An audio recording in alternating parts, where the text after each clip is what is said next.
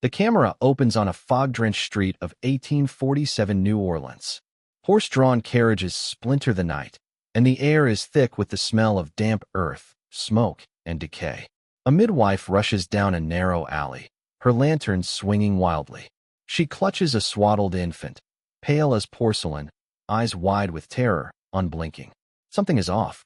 The child's features seem impossibly European, too delicate for the bloodline she knows exists in these quarters. The midwife stumbles into the shadows, disappearing behind the wrought iron gates of a mansion. No one remembers her leaving. Only the cries of the infant echo into the night, swallowed by the darkness. Rumors have long whispered through the city. Women of color vanishing after childbirth, their children raised elsewhere, their fates sealed by strangers with cold hands. But this is no ordinary story of slavery.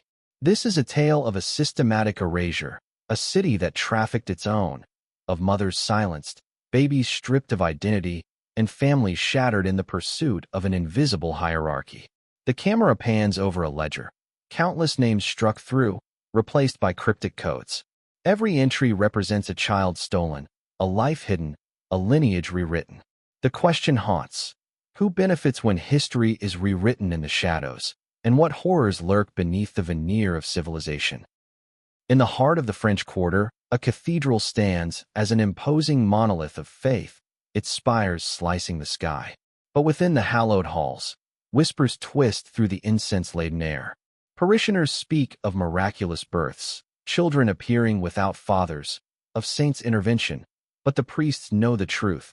They are witnesses to orchestrated deceit. Records show infant names altered, baptismal certificates forged, and families misled into believing their children have died. One priest, Father Beauregard, journals in trembling script about a recurring pattern: dark-skinned women delivering infants with European features. The city's elite, desperate to secure white heirs, arrange for these babies to vanish, sold or adopted into families who would deny their origins. The church, complicit, becomes both protector and gatekeeper, sanctifying the abduction under the guise of divine providence. Late at night, the pews are empty, but the walls seem to whisper, revealing the guilt buried within centuries-old stone. Every confession becomes a secret, every sermon a cover. Father Beauregard's dreams are haunted by cries echoing through empty halls, the children reaching for mothers they will never know.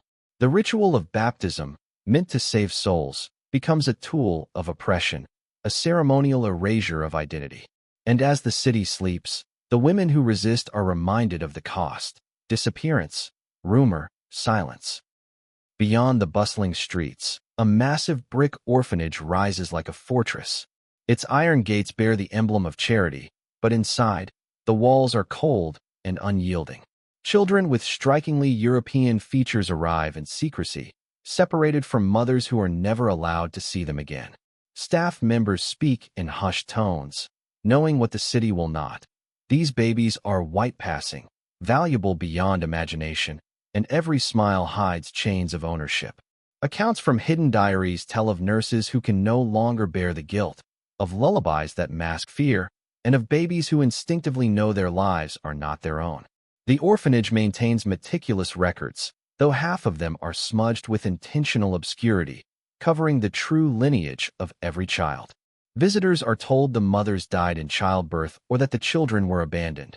The truth is that the women were coerced or silenced. The building itself feels alive.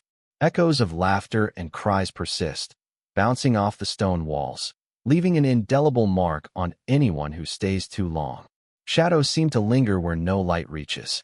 Each room tells a story of stolen childhood, of identities erased before they can form, and of a city's obsession with race, inheritance, and bloodlines. The orphanage is not just a house for children. It is a vessel of secrecy, feeding a machinery that profits from fear and societal obsession with whiteness. Hidden beneath the orphanage, a room of iron safes and paper-strewn desks holds the true history. Ledger books, bound in cracked leather, document every transaction. Mothers' names, blackened by time and omission, are accompanied by their infants' new identities. Children are assigned numbers, not names, sold or adopted into wealthy households. One particularly meticulous clerk, whose journal survived in fragments, writes, "Today, a girl, light as moonlight, was delivered to the Delacroix estate. Her mother remains unaware. Her screams fade with the carriage wheels. Who will she become?" Each entry reads like a grim prophecy. Numbers replace humanity.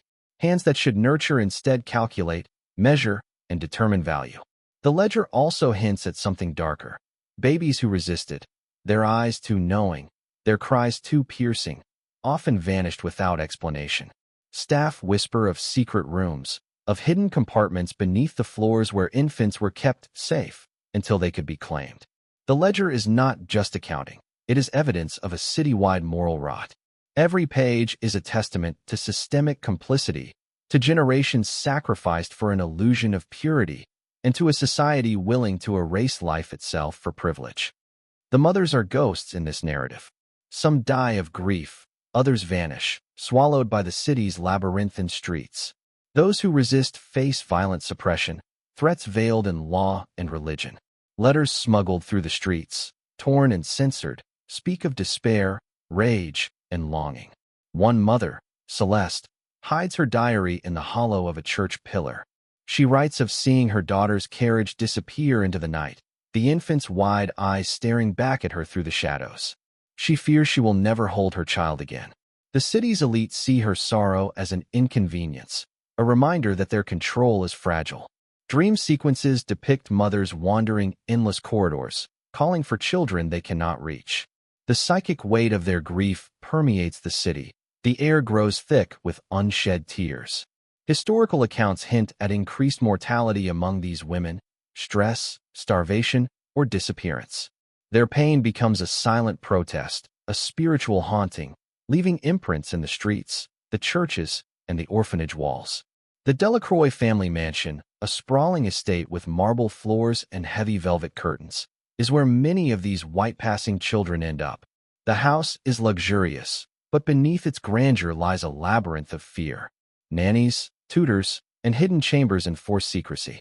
The children are forbidden from asking about their origins. Questions are met with subtle violence, a belt across the hand, a harsh glare, a sudden isolation. The patriarch, Henri Delacroix, treats the children as prized possessions. To outsiders, the children are well cared for. To those within the walls, they are caged. The mansion echoes with whispers. The staff fear discovery, the children fear themselves, and the adults fear the consequences of truth surfacing. The mansion is a microcosm of the city's obsession with bloodlines, a place where innocence is weaponized, and where human lives are commodities. Children born into secrecy begin to dream differently.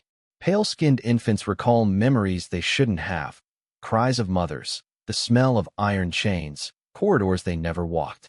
Some speak in languages unknown to their caretakers, or draw maps of streets and rooms they never visited.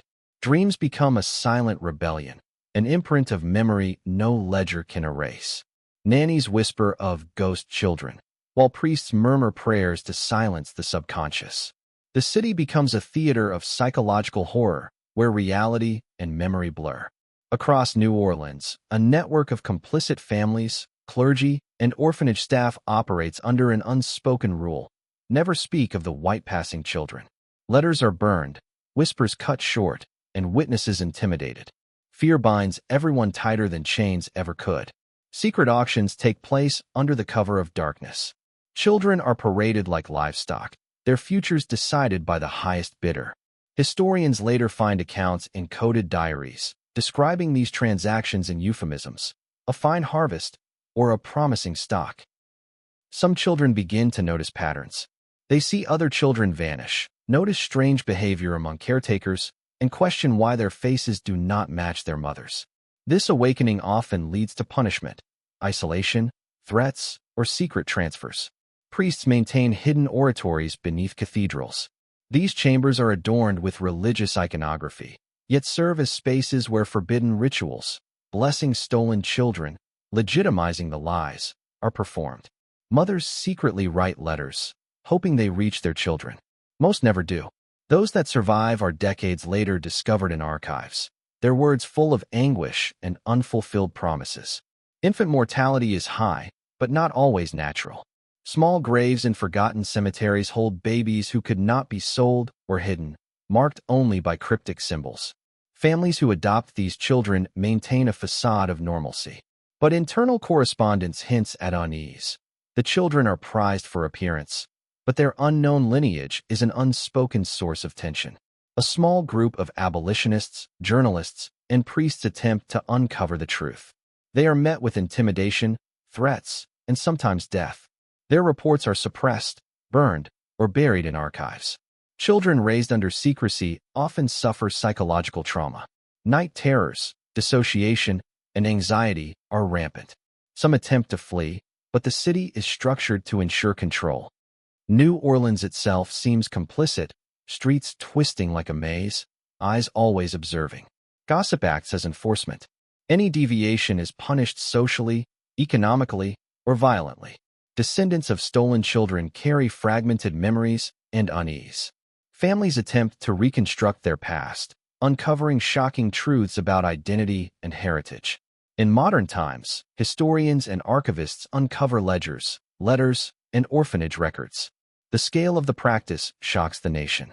Survivors' stories begin to emerge, revealing intergenerational trauma that never fully healed. The city of New Orleans carries its dark secret in silence. Shadows of mothers, children, and complicity linger in the streets, the churches, and the estates. The true horror is not only what was done, but what was accepted.